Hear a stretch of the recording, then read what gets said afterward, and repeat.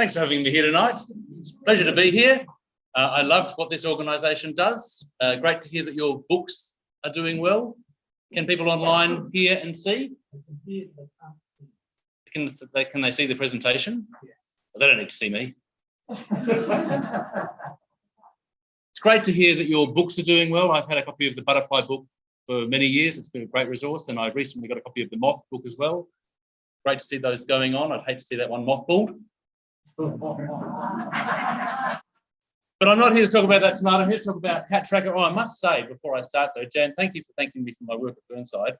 But it is a fantastic team at Burnside, and the biodiversity stuff is led by Mark Ellis there, and a very capable team in the bio team that do the work on the ground.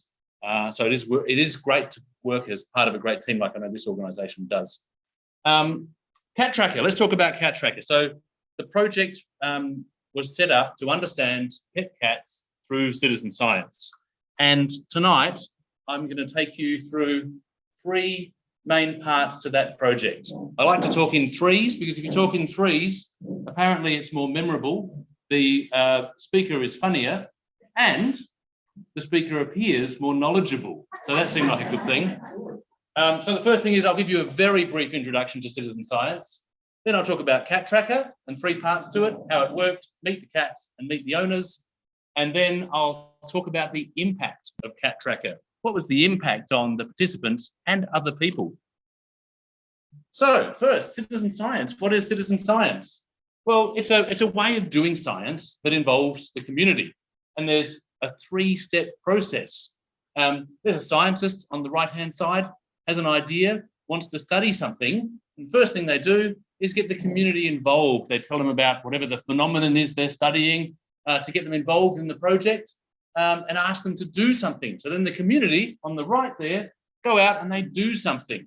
They give that information back to the scientist, step two, and then the scientist does the analysis or writes up the project and gives the results back to the community as well. That's step three. So that's the 3 steps to citizen science.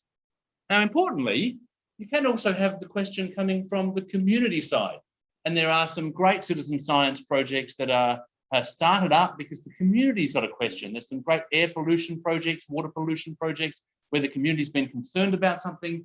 They've got in touch with a scientist and they've started a citizen science project together and then managed to have some impact back on some change, like getting air pollution reduced or noise pollution reduced. There's some great examples of that in citizen science. So it can start from the scientist and it can start from the community. The Cat Tracker project was interesting because there were questions on both sides.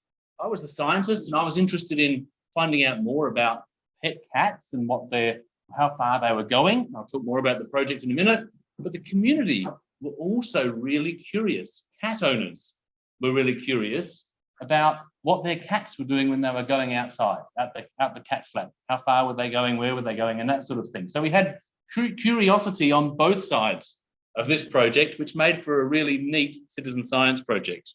It worked really well. So why, can we move that little bar across the top? No, all right. It says why Cat Tracker at the top.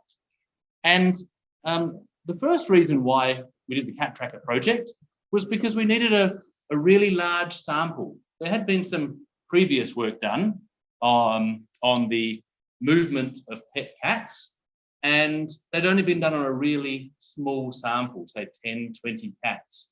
And you can't extrapolate from that. You can't extrapolate and say, well, we've done this sample. We found that 9% of the 10 or 15 cats that we studied went into parks. But you can't extrapolate that from that and say, well, 9% of cats go into parks because it's such a small sample. You're not sure that you haven't got any confidence in those findings. So we wanted to get a much larger sample, and involving the community in the project allowed us to do that. And we also wanted to do a social survey and find out from cat owners what they thought about cat management, and also from non-cat owners. So we wanted to involve the community for a couple of reasons. One, to get the social aspect of it, but two, to do the actual science and get a large sample. We needed help. And we wanted to make an impact. We wanted to inform management of pet cats by engaging cat owners in the project. So we didn't want this to be an admonishment of cat owners. we wanted it to be more of a celebration of cat owners. Get involved in this project and find out where your cat is going. And we thought that demonstrating cat range to owners, where their cats are going, would have an impact. That was our hypothesis for the project.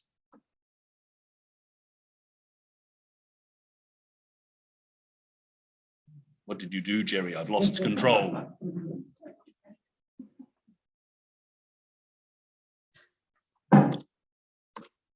Think on the technique. You made the thing go away, which is excellent. Can we right click? Here we go. I'm gonna do it this way. I've lost a mouse. No, I've lost control. And do it that way. It's a little bit clunky. Use the mouse to No, the mouse is not working. So, how did it work? First of all, we did an online survey. We asked people to get online and answer a whole bunch of questions about their cats and their cat management and what they thought of cat management. So it's a little bit different if you're a cat owner or a non-cat owner. The survey was set up to accept both. Interestingly, if you read the how to do a survey guidebooks that have been published by very learned people, it always says that your survey should be as short as it can be, because people won't answer a long survey. They'll get bored halfway through. In our survey on cats, we had quite a lot of questions. It was a long survey. And we asked questions about individual cats as well as part of the survey for cat owners. But we gave them the option to just answer the questions about the first cat, and if they didn't want to answer about other cats, they could just say, oh, they've got 2 other cats, and continue the survey. What we found was people loved talking about their cats, and people were giving us all of the information we asked for about however many cats they had. So I think if I was to write a guidebook on writing surveys, I would say you need to make the survey as short as it possibly can be, unless it's about cats. And then you can just ask however many questions you like, and people will answer them. It's phenomenal. So the online survey was collecting social data, and it was also the opportunity for people who were cat owners to volunteer their cats to be part of the project for cat tracking. We had 3,000 surveys completed, and they gave us information about over 4,000 cats. So we had a heck of a response to this survey, and thousands of people volunteering their cats to be involved. In the first week, there were thousands of people volunteering. So there was a clear interest in the community and cat owners about where their cats were going. Next, we did cat tracking, 7 days per cat, and I'll walk you through that process in a minute. We tracked 443 cats. So we blew previous studies on cat movement out of the water when they'd done 10 or 15 cats. Then we put the tracks online so that people could see where their cats had roamed, and people could see where other people's cats had roamed as well. It was all online and freely available. And then we did a public report, and then an evaluation survey to see what people thought of the project and if it had had any impact on them. So I'll talk you through that process tonight. So first of all, cat tracking. This is Snowy, a cat with a mohawk.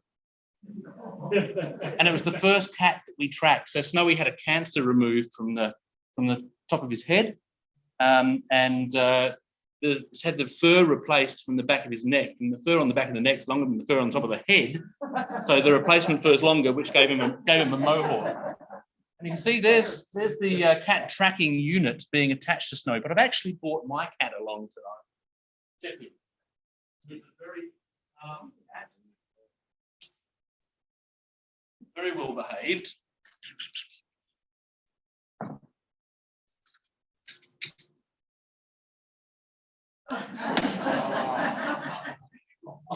For those who can't see, I'm sorry, but Sheffield is a stuffed cat that I just got out of a cat enclosure, and his eyes are a bit squashed because he's been in there for a little while. But you can see Sheffield is wearing a harness that goes around his belly and around his neck. So there's two parts to it. And then there's a connecting strap in between that has the tracking device on it. And it's important that it's set up like that, not just attached to a collar. Why do you think that might be? So and they can remove them, but it also, because it swings around if it's on a collar and it sits underneath. This is a GPS unit that is collecting location information. So it needs to be on top of the cat, where it can get signals from satellites to work out where on Earth it is. They're only devices that collect location data, they don't send it. So we couldn't see where a cat was. So a couple of times people would ring us up and say, my cat's got your GPS unit on it. Can you tell me where it is? And we couldn't. So I think they were actually, the brand of the device we used was I Got You, and they were devised for spouses who wanted to put them on their partner's cars and find out where they were going, or in their handbags. But they work extremely well as cat tracking devices as well. So that's Sheffield. Stay. And that's the GPS unit. Does that make sense, how the GPS unit works? And they wore them for 7 days. We posted them out to the cat owners, and they were preset, ready to go, with a little bit of information saying, please put it on your cat on this particular day. It will automatically then turn on a day later, so the cat had a little bit of time to get used to the wearing the tracker before it was tracked. And then it tracked for 7 days. Then we asked them to take it off and post it back to us. They have a very, an unusual plug, so that people couldn't just plug them in and look at the data themselves. So they had to send it back to us if they wanted to find out where their cat had been, which I think was probably important. Otherwise, people might have just downloaded the data and kept the device. But they were quite successful. So that's Snowy being tracked. And that's an example of cat track. So that's the first cat we tracked. That's Snowy's tracks in Prospect. Snowy's house in the middle here. And you can see Snowy wasn't going very far at all. I must admit, when this was the first cat that we tracked, I thought it was a little bit ho-hum. And I thought, is this project going to work? This cat hasn't gone very far. I thought they'd be going further. But that was Snowy, the cat with the mohawk. Maybe the mohawk was slowing him down. He had a home range of 0.5 hectare. He was just jumping the fences. The second cat we tracked was going a fair way further. So this is the cat's house here. You can see it's spending a fair bit of time around the house, but also going into the fields. This is Hallett Cove. That's, is it Lonsdale Road, or is it called something else at that stage? And these are the fields. The cat owner reported that it sometimes came back with rabbits too. So quite a busy cat, and going quite a lot further. 25 hectare home range for Mon Mon. And that's Sheffield's home range. That was my office at Mawson Lakes. Late one night, I thought it was a fantastic idea to put up Sheffield's home range amongst all the other cats. I even came up with a new species name for him. He is Felis catus inanimator. Embarrassingly, it was our most popular webpage. Sheffield also became quite famous, which was great for encouraging new cat owners to get involved in the project. And we were getting fantastic results. So we tracked over 400 cats, and you can see this is Walkley Heights in Adelaide, and you can see the different sizes of home ranges of various cats, and we're interested in what were the factors that might have influenced that. You can see that some of them are crossing main roads. These two cats in the centre lived in the same house, one with a very small home range and one with a much larger home range. So it was a fascinating project as we were involved in collecting these cat tracks. We put them online. All of the cats had their pictures online, and you can click on it and find out where that cat had gone, including the wonderfully relaxed Casper, another popular cat on the website. And we collected a lot of data. This is one that went a bit pear-shaped. When I got this track back, I thought, well, what's going on here? Well, it was one of the factors that was usually indicated a longer home range, but I think this one, I can't be sure, but I think this one was desexed. It wasn't that was leading to this. Any other ideas? Car, yeah. So this cat, and the owner didn't tell us this when they volunteered, but this cat was going to work every day. with the owner, not its work, the owner's work. The most interesting thing I learned from this track was that the owner takes a different route to work every day. And I had to then exclude it from the study. It wasn't a useful cat tracking exercise. So what did we find? We recorded home ranges, everything from 1 hectare in South Australia to over 30 hectares. We found that 88% of cats had larger home ranges at night. They were going further at night. And we found that wandering cats, so we classified cats as wandering if they had a home range over 1 hectare, and if they were under 1 hectare, we called them sedentary cats. But for wandering cats, they were typically crossing more roads. There was more signs of them being in fights. So we had this information all from the cat owners from their social survey, how often their cats were in fights. So these wandering cats, they're more often in fights, they're more often seen with prey, and they're cats that were generally spending less time inside. So one of the factors that is influencing how far cats go is when you let them out, if they're outside more, they're going further. And actually, we tracked a cat in Tasmania as part of a follow-on project that was a non-desexed male cat that never went inside, and it had a huge home range. Yeah. We also discovered the case of the clandestine cats. So in the social survey, owners had told us how often the cats go outside and when they go outside. And when we matched that up to the actual tracks of cats, we found there were lots of cat owners who were saying their cats were inside at night, but they weren't. They had large home ranges at night, and owners were quite surprised about that. So it was good to be able to report that kind of stuff. This is a huge home range that a collaborator in New Zealand. So while I was tracking cats here, I had collaborators in New Zealand and the US and even some in Europe that were tracking cats as well. And this cat was named Penny. Penny's house was here. The owner put the GPS unit on the cat. It then didn't come back for a week. And you can see it was going all through this natural area around the house. And they reported just after they had posted the cat tracker back to Heidi in New Zealand that the cat disappeared for good. But so pet cats can have extraordinarily large home ranges. So the data from South Australia was combined with data from the other places in the world. So in total, 875 cats were tracked around the world as part of the project. The average home range size was just over 3.5 hectares, which is much smaller than the home range of a feral cat. Much smaller. 75% of the cats spent more than 90% of their time in disturbed habitats, like in the city areas. But 11% were spending more than 50% of their time in natural habitats. And interestingly, that is quite similar to that some of those other earlier studies that were much smaller. So we're much more confident to extrapolate from this that's the kind of numbers that cats are spending in natural areas. And that's a fair bit of time in natural areas. In terms of ecological impact, across the world, 14 to 39 cats prey items per cat per hectare per year was what we found, was the range. And extrapolating from that, that's similar to wild carnivores. The per animal, similar to the amount they're catching, but it's amplified 2 to 10 times because of the density of cats in urban areas. So in urban areas, cats are having a huge impact, is the outcome.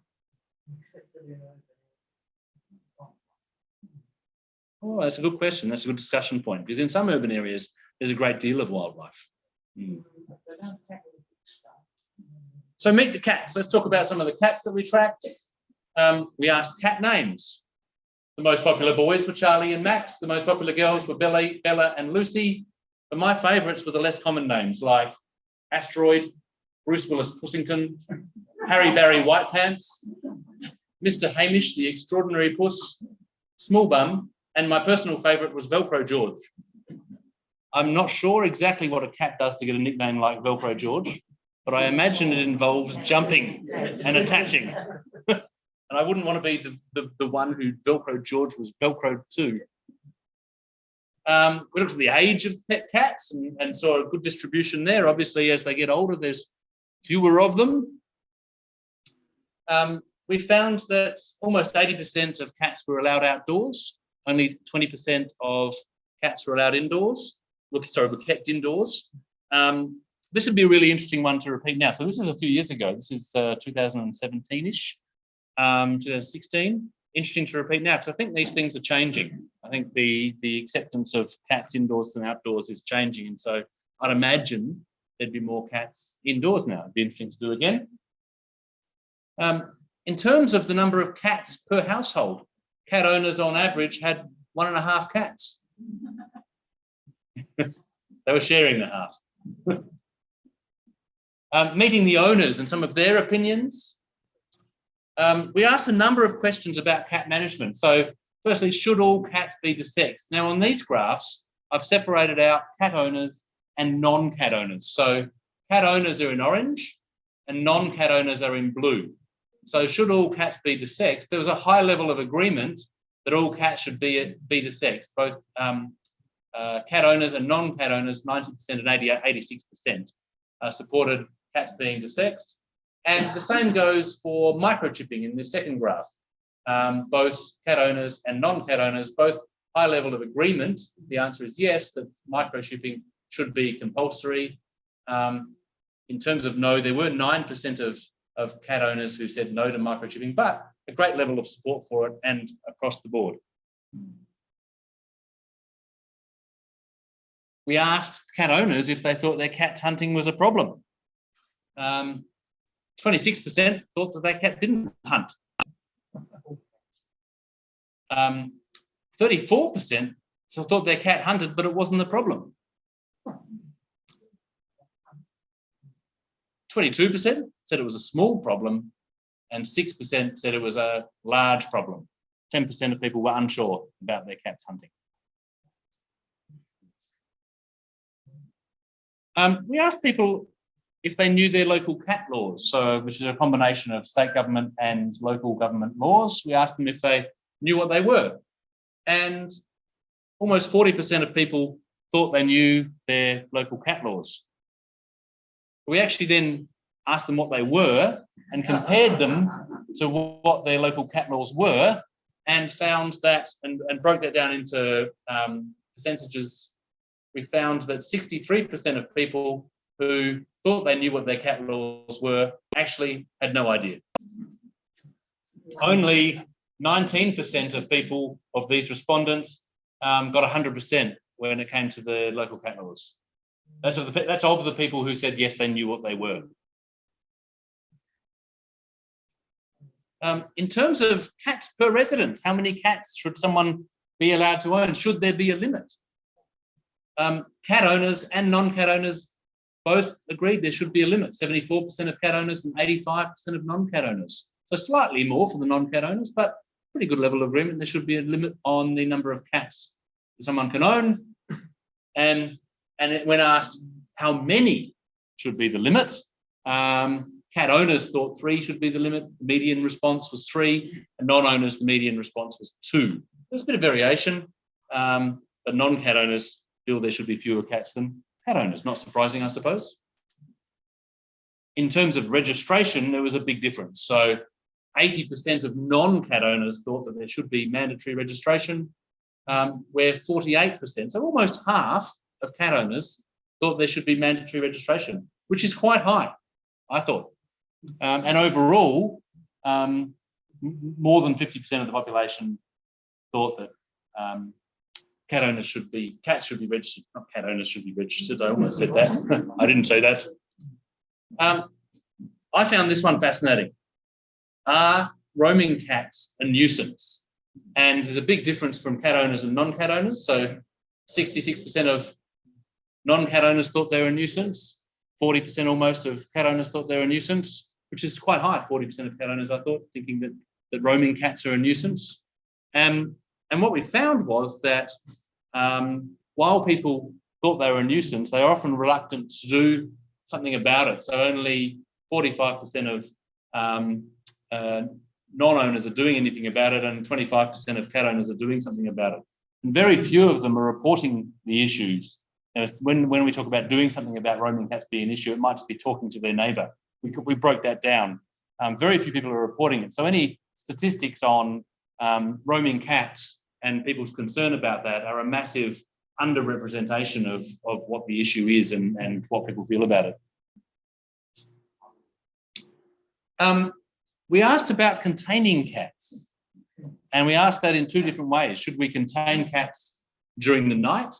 And the response to that was, and this is on a scale of unimportant, neutral, or important, both cat owners and non-cat owners thought generally it was important to contain cats at night, 70% and 74%. So pretty good agreement there. But when we talked about containing cats during the day, we had over half of non-cat owners saying it was important, but only 19% of cat owners thought it was important to contain cats during the day. And all of these stats and data and results are in the Cat Tracker report, which is still available online if you want to see any of these graphs and read the details. Should there be a nighttime cat curfew? In line with the idea that most people thought it was a good idea to keep cats in at night, most people thought there should be a curfew on cats at night, and even 57% of cat owners agreed with that, and way more non-cat owners. So what was the impact of all this work? What was the impact of getting people involved in this project, engaging people in this discussion about cats, asking them hundreds of questions about cats, and then putting GPS units on their cats and sending them out and then getting them back and putting them online so everyone could see where the cats were going? What was the impact on people of that? And we looked at both the impact on the people who actually had their cats tracked, but we also looked at other people, and we called them onlookers, people who had just been interested in the project. Maybe they'd volunteered their cats to be tracked, but we couldn't track all of the cats that were volunteered. Or maybe they were just people who were interested in the project. They did the survey and to give us their opinions about cat management. And we were interested in what was the impact of the project across all of those different groups. Published a paper on it, and these are some of the results. So 71% of people involved in the project reported they learned something about cats through the project. For those respondents whose cats were actually tracked, 46% of them said their cats went further than they expected. So almost half said their cats went further than they expected, and 71% of them, the people whose cats were tracked, thought there was something surprising or interesting about their cats' tracks. The location, the distance they went, the roads or railways they were crossing, or the routes they were taking to get places. So they thought that was interesting. It was engaging. People loved looking at the website. And the website that had all the cat tracks on it got amazing traffic to it. It was very busy. And we found attitude change. So we could compare people both before and after the project. So the pre-survey was that initial survey that people did before we did any of the cat tracking. So we had information about their opinions then. Then we tracked the cats, put them online, published the report, and then we did another survey of those people and asked them the same questions so we could compare before and after attitudes towards cats. And we found, when talking about the importance of keeping cats indoors during the day, we got 332 of the same people answering these questions, same people before and after. Before, 24% thought it was important, and afterwards, 56% of people thought it was important.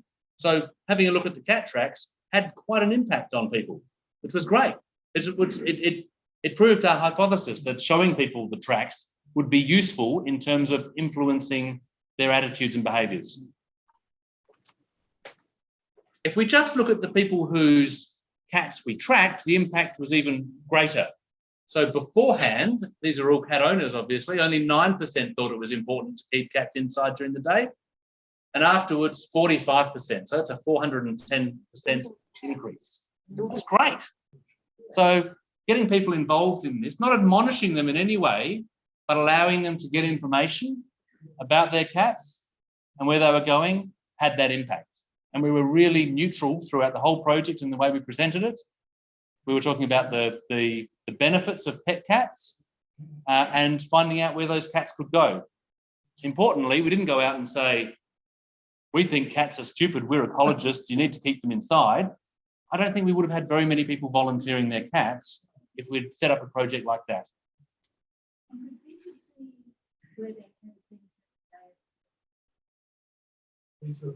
Yeah, so the question was, could they see where their cat had been during the day as opposed to at night? No, they couldn't online unless they actually had access to the data, and if they had the smarts to do it, they could do it themselves. But just on our webpage, we've just displayed the track of the cat. Yep. Because that may have been giving too much information and complicating the story. The story was just where the cats have been. This would be more responsible for ownership, education of the wider community. If the people whose cats were trapped run their normal operating plan for that cat? I mean, I know some people automatically keep the cat in at night during the day, or did they just have the cats free range? No, they were specifically asked to do exactly what they normally do. Right. Yeah. So if they were keeping their cats in during they would know that. If they know their cat was inside, and they could be sure about that too, because we had the case of the clandestine cats that were going out at night unbeknownst to their owners. What was the percentage of clandestine? It was quite high. It was high for what we expected. It was 20 or 30%. Any questions? Well, what I'm going to do is I'm going to keep going through the presentation, and then I'll take some more questions. Happy to answer questions. So that's attitude change. Another one of attitude change on the importance of keeping cats indoors at night, and 350 of the same people again, same people pre and post. So it wasn't asking one group of people the question beforehand and a different group of people the question afterwards. It was the same people. 74% thought it was important to keep them in at night before they saw the cat tracks in the project, 86% afterwards. So an increase. There's less room for increase because the percentage was already quite high, but great to see increase there, good impact. And if we look at just the people whose cats we tracked, discussing the importance of keeping cats indoors at night, before 65, after 82. So a greater increase for those who were actually involved. So what this demonstrates, I think, is that the project has the greatest impact on the people who are most involved in the project, but it does have an impact beyond that, to the onlookers, to other people who are just having a look at the project, which is fantastic. It means a project can have a much greater impact, a citizen science project can have a much greater impact than just those people directly involved. In terms of behaviour change, for the people whose cats we tracked, 27% of people said they changed their behaviour with that cat. For the onlookers, 13% of people said they changed their behaviour. So again, people who were more directly involved had greater behaviour change, and 84% of the people who reported behaviour change were talking about keeping their cats indoors more. So they'd seen the tracks and they're keeping their cats indoors more, either earlier at night, inside more, contained at night, or completely contained. And actually I had an interesting discussion with one of the companies that installs cat enclosures that have become more and more popular. I met them at an event, and they came over and talked to me and told me how much they loved the project, because people were coming directly to them and saying, I've seen this cat tracker project, I need a cage for my cat. So they were really happy about it. I asked them for shares, but they didn't tell me. I'm joking, I didn't really ask them for shares. That would have been unethical. No, I started my own company. So in terms of behaviour change, we also asked, what if you got a new cat? Because we recognise that it can be tricky to change the behaviour of an existing cat.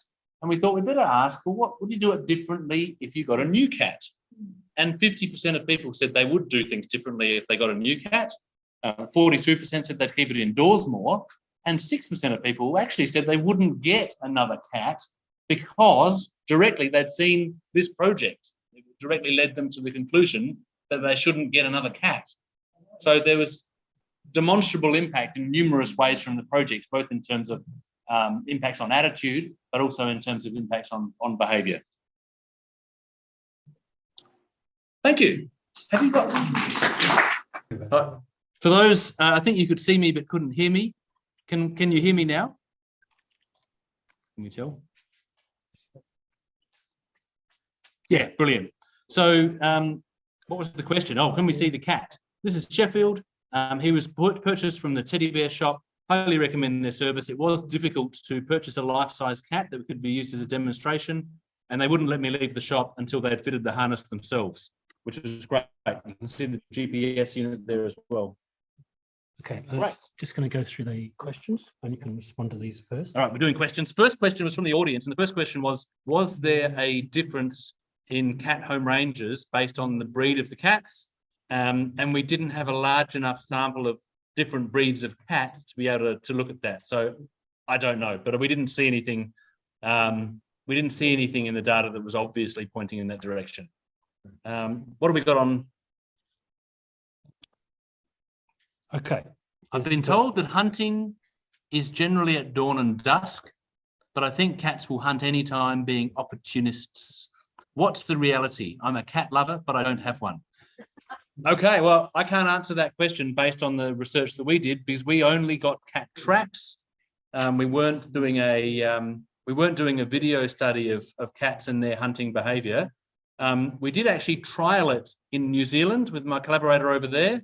But it becomes very tricky to run a survey like that because if you're putting a video camera on a cat, on a pet cat, so that you can do that, you need to get their entire neighbourhood involved, and they need to give permission because that cat can be going into other people's backyards or into their houses, and you never know what that cat might see. So it would be a really tricky project to run. Kathleen first. But we did get really interesting information out of the project we did run. Yeah.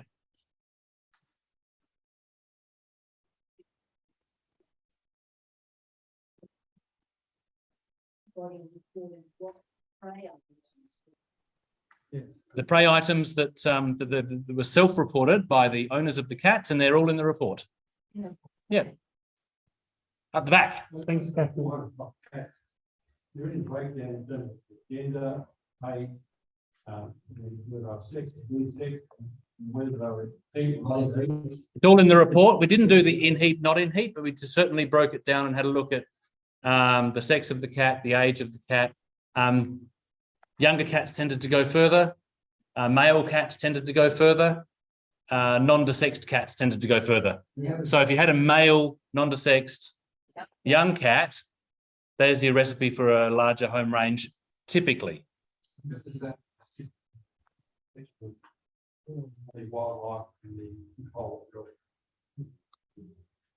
How does that assist in protecting native wildlife?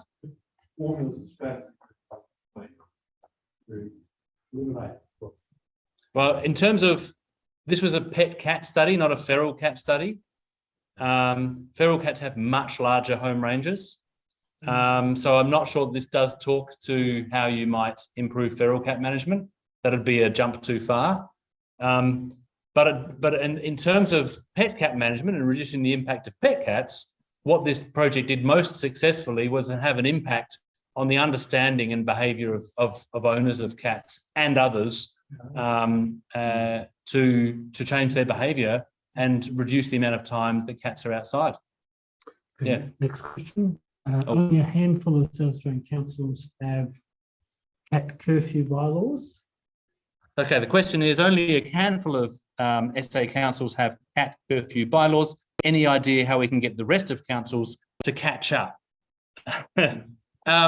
So I'm not going to answer that question on the ground that I'm on the Dog and Cat Management Board, and I work for a council, and it's not that, and I'm here today presenting on with my role, one of my hats, which is UniSA. I've got the UniSA hat on today, so this is an apolitical discussion. So sorry, Heath, but you can talk to me about it at work.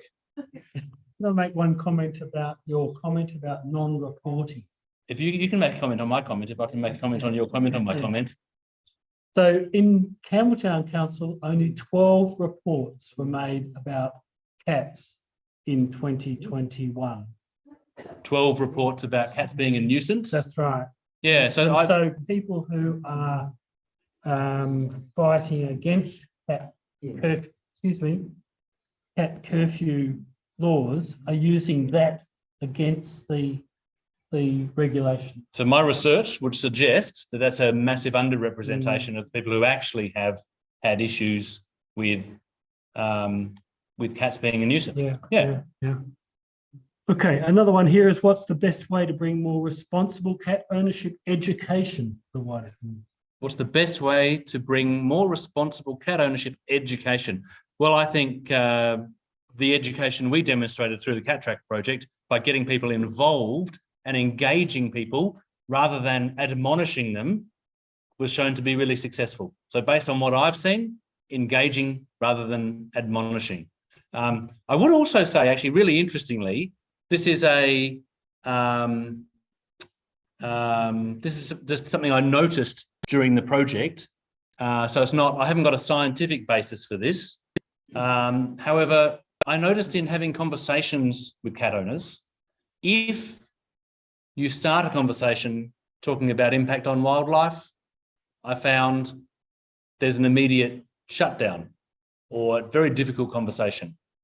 However, if the conversation is started about the movement of cats and the impact of that on the cats, so the danger of crossing roads, Disease, fighting, and all those sorts of things, and even not even nuisance of neighbours, but then bringing in, once you've started a discussion, bringing in nuisance to neighbours, and then eventually bringing in impact on wildlife, I found that most cat owners were very happy to discuss it. If you bring it in, so it's like doing it in all the survey manuals. Not only do they say keep them short, they say ask the least dangerous questions first. Ask the nice, easiest questions first, because people get used to the conversation or answering the survey, and then you ask the most personal questions at the end, or you talk about the most difficult thing last. So my answer to the question is engage people, but also think about how you communicate and start the conversation.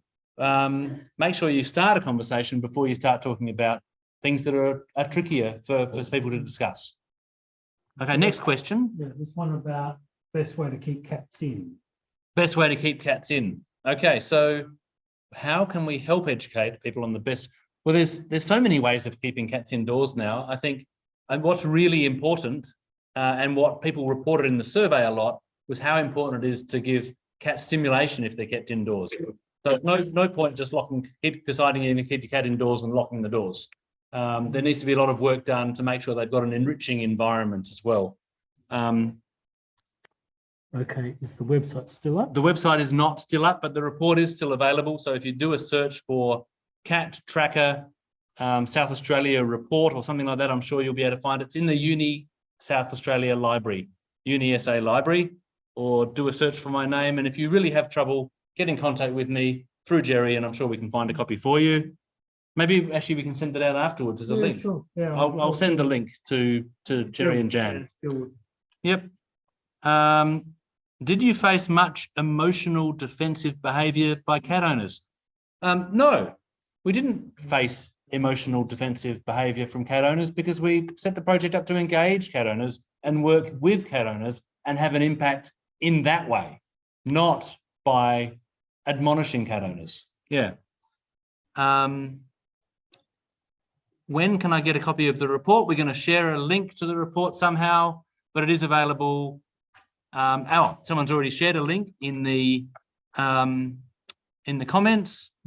I'm not going to talk about people's experience with other councils. Did you face much? No. I trap cats on the Hills Face Zone, and over the years we've caught a steady stream of cats. Thanks, great talk, very interesting, lovely. Any questions in the audience? Yes.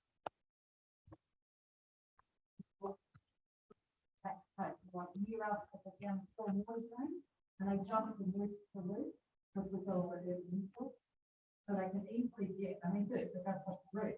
Yeah. Oh. So Yeah. we weren't paying any attention to the Y coordinate. So we weren't looking at this. No, we were just looking purely at the. And it was interesting actually. Some of the tracks we got back were curious, because cats were doing things like crossing a channel that was full of water. And we thought, well, hang on a minute, there's a problem here. But then we realized at the time that the cat crossed, that channel wasn't full of water. Or, pardon? Maybe it was this one, yeah, we did look into a couple of them.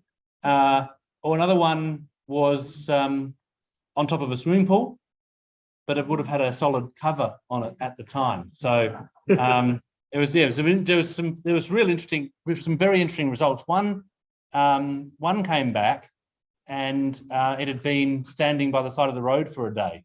And we thought, that's odd. Let's look further into that.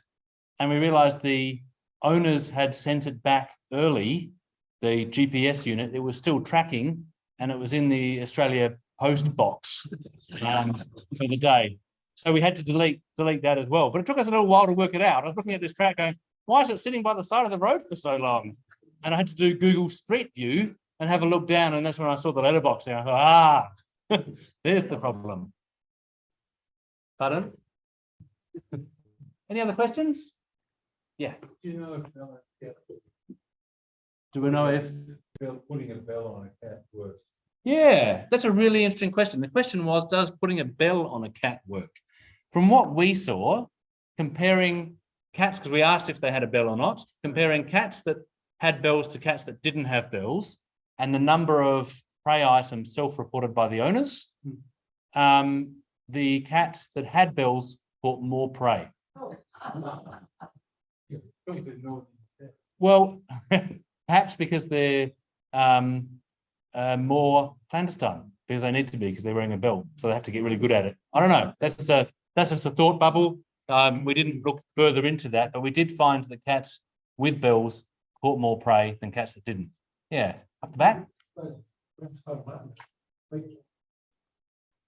Sorry, where they're overlapping.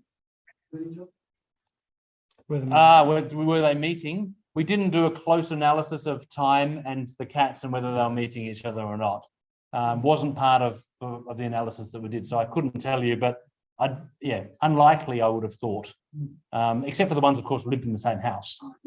We did have some instances where we tracked cats on the same street, and we know we had a big impact there because all the owners were talking about it on the street. And we had one occurrence where we had, how did it work? We had a person track their pet cat, and then the person over the back fence, realizing who owned that cat because it had a GPS unit on it, because they thought it was their cat. So this cat was, yeah. And the cat that we tracked in Tasmania, that had a huge home range, we could see it actually going to the back doors of other houses and spending some time at the back doors of other houses. So we think it was going there for a feed. Yeah. Last question from Gary. I was just wondering about change in our urban environment with smaller backyards. And so therefore there's not perhaps as much excitement for cats in a small backyard. The potential, which direction are they going to go? Good question. So we did find that cats that were kept indoors more stayed closer to home. So I would hypothesize, and this is just an idea, that if a cat's kept in a smaller environment, in a smaller yard, that would suggest it gets used to that and might stay in a smaller area. But that's I'm just shooting out ideas. I've got no real basis for that. Yeah, thanks, Gary. All right. Thanks. Look, thank you very much. Thank you. So your most appreciating. Thank you. Camera over there. Thank you. Another copy of our wonderful book. Hopefully you can gift it to someone. I'd love to, if that's all right. Yeah, no questions Cool. at all. Thanks very much. We really appreciate your presentation. We know there's a lot more to do. We certainly think that a post dog and cat management sort of exercise where there's so much more intervention happening now would be really great to see. So thank you very much, Phil, and a round of applause, please.